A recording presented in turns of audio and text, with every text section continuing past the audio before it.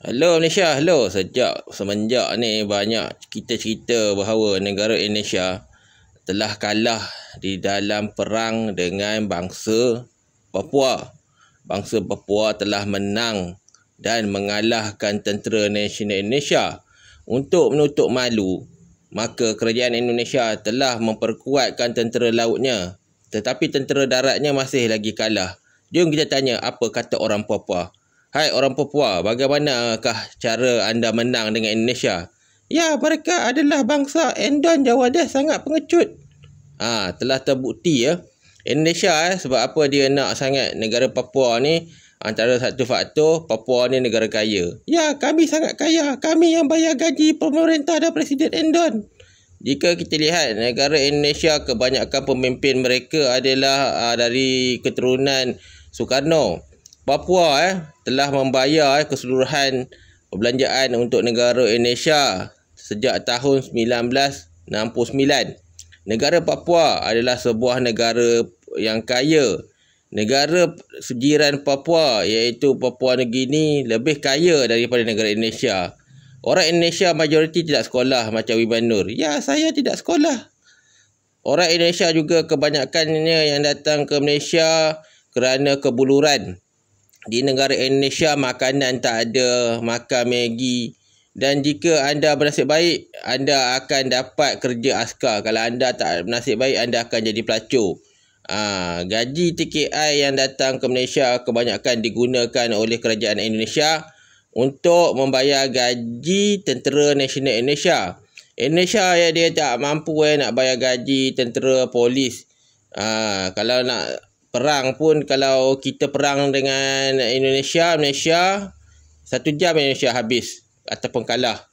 Bukan saja ramai kebuluran di Indonesia, ramai juga orang Indonesia lari ke Malaysia untuk berjaya dalam hidup lah. Kalau duduk dekat Indonesia tidak akan maju.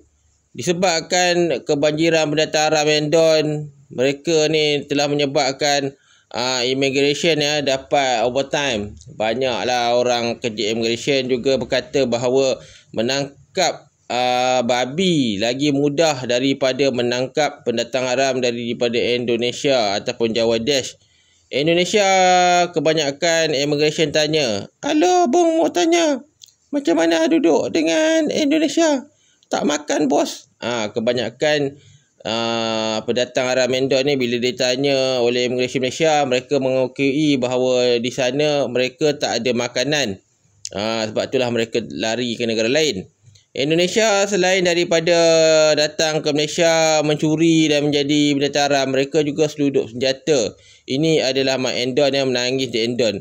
Saya sangat sedih dengan negara Endon. Negara kami tiada makanan. Semuanya makan babi saja.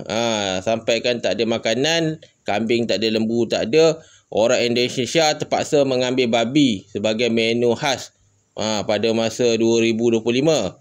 Lain itu, warga TNI juga sangat bodoh. Ini pengakuan daripada Endon sendiri. Ya, kami Endon sangat bodoh. Dalam segi sejarah, mencuri sudah menjadi budaya Indonesia.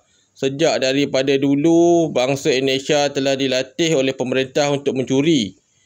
Tentera Nasional Indonesia bukanlah sebuah tentera yang kuat. Tapi mereka ni menggunakan diplomasi mencuri. Dalam merdeka apa hadiah daripada Belanda.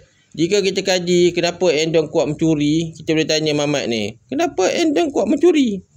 Kami kerana mencuri untuk hidup. Di Endon, moyang kami dulu merdeka pun hadiah daripada Belanda. Sebab itulah bangsa Endon bodoh. Endon pencapaian hanya dalam bola sepak. Itu pun dah kalah. Baru-baru ni Endon kalah dengan Arab Saudi. Tapi Endon ni, Wiban Nur ni masih bangga lagi lah dengan negara dia yang bankrupt ni. Saya sangat bangga tim kami give away kalah. Tapi kami sebenarnya tidak kalah. Macam itulah Endon bila kalah bagi alasan babi.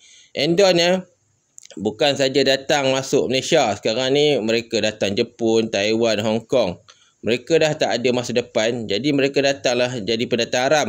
Saya mengakui saya pernah kerja kuli di Malaysia. Tapi saya telah ditangkap kerana bergaduh dengan Bangladesh. Kerana Bangladesh telah mengalahkan kami. Orang Indonesia malas. Jadi saya tak puas hati, saya curilah dia punya handphone. Itulah sebabnya Wiwano diusir daripada Malaysia. Saya tidak menyesal diusir. Tapi sekarang ini saya menjadi sangat benci sama Malaysia. Dan apapun akhirnya Malaysia menang.